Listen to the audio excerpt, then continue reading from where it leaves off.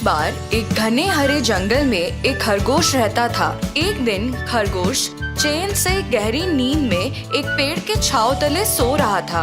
अचानक एक जोरदार और भयंकर आवाज सुनकर खरगोश उठ गया। वो कैसी आवाज थी? कहाँ से आई वो आवाज? जब उसने अपनी चारों तरफ देखा, उसे कोई नहीं दिखा और उसकी नजर में भी कुछ नहीं आया। खरगोश ने सोचा, शायद कोई भूचाल आने वाला है और इसलिए मुझे वो जोरदार आवाज सुनाई दी। उसने मन ही मन ये सोचा और बड़ी तेज उस जगह से भागने लगा। जब खरगोश दौड़ रहा था, तब एक हिरन ने उसे देखा। रुको दोस्त, क्यों भाग रहे हो? क्या हुआ? भूकंप आ रहा है मेरे दोस्त, धरती फटने वाली है, इसलिए भाग रहा हूँ। तुम भी भागो मेरे साथ। क्या? धरती फटने वाली है? मुझे अपने दोस्तों को ये बात बतानी चाहिए और उनको भी अपने साथ बुला लेना चाहिए। हाँ, सही सोचा है तुमने। चलो दौड़कर तुम्हारे दोस्तों के पास जाते हैं और उन्हें इस बारे में सूचित करते हैं। एक दूसरे को ये बोलकर दोनों अपने दोस्तों के पास भागने लगे। उसी दौरान एक हाथी, बंदर और एक गधे ने उन्हें दौड़ते हुए देखा। क्या हुआ दोस्तों, तुम इतना भयभीत होके भाग क्यों रहे हो? हाथी भाई, ये धरती फटने वाली है। हम दोनों भागकर अपने दोस्तों को यह खबर देने और उन्हें हमारे साथ चलने के लिए पूछने जा रहे हैं। तुम भी अपनी जान बचाने के लिए चलो हमारे साथ। हे भगवान, धरती फटने वाली है, अब हम लोग क्या करें? हमें खरगोश और हिरन के साथ भाग जाना चाहिए, अपनी अपनी जान बचाने के लिए। वे सब भयभीत होकर एक साथ टोली बनाकर भागने लगे और तुरंत उस जगह से निकल जाना चाहते थे। इतने में एक बाघ ने उन सबको डर के मारे भागते हुए देखा। अरे क्या हुआ? तुम सब डर के मारे भाग क्यों रहे हो? भागो बाघ भागो, कुछ ही समय में धरती फटने वाली है, इसलिए हम सब भाग रहे हैं अपनी अपनी जान बचाने के लिए। तुम भी चलो हमारे साथ, हमें जल्द ही इस जगह से निकलना पड़ेगा।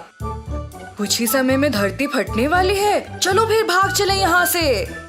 जब सभी जानवर उस जगह से भाग निकलने वाले थे, तभी शेर ने झाड़ियों के बीच से छलांग मारा और उनके सामने आ खड़ा हो गया।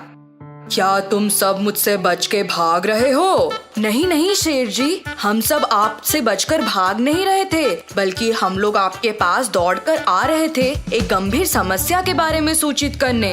ठीक है, बताओ क्या समस्या है? मेरे प्रभु, कुछ ही समय में ये धरती फटने वाली है। अगर हम सब इस जंगल में रहेंगे तो कोई नहीं बचेगा।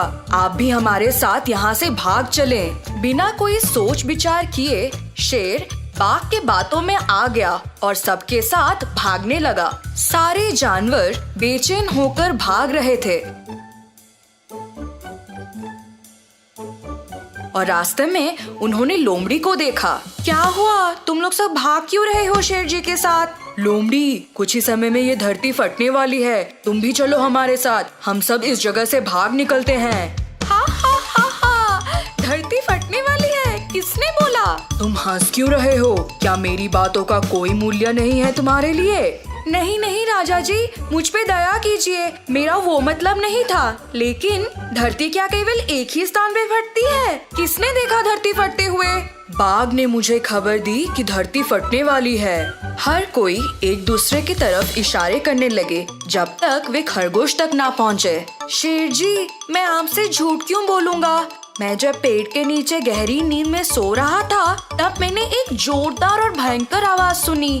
जब मैंने अपनी चारों तरफ देखा तो कोई नहीं था। इतनी जोरदार आवाज तो तभी आती है ना, जब धरती फटने वाली होती है। खरगोश बड़ी ईमानदारी से शेर को अपनी स्थिति के बारे में समझा रहा था। लोमड़ी बड़े ध्यान से सब सुन रही थी। ठीक है, चलो उस जगह चलते हैं जहाँ तुम सो रहे थे और पता लगाते हैं कि वो आवाज आई कहाँ से थी। तब हम सबको कारण पता चल जाएगा। लोमड़ी सही है, चलो उस स्थान पर जाकर समस्या का कारण ढूंढते हैं।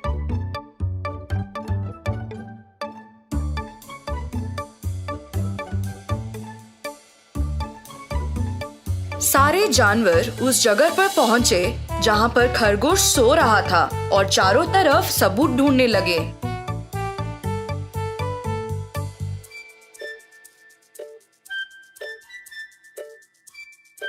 उसी दौरान एक बार फिर कहीं से जोरदार और भयंकर आवाज आई। शेर जी, क्या आपने वो जोरदार आवाज सुनी?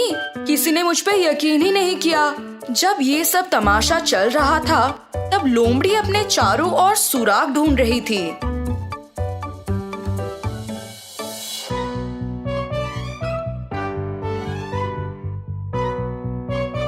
उसने कुछ नारियल जमीन पर पड़े देखे।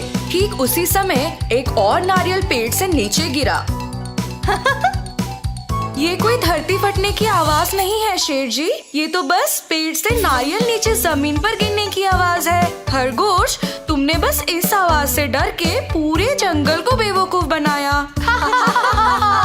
हर कोई खरगोश के ऊपर हंसने लगे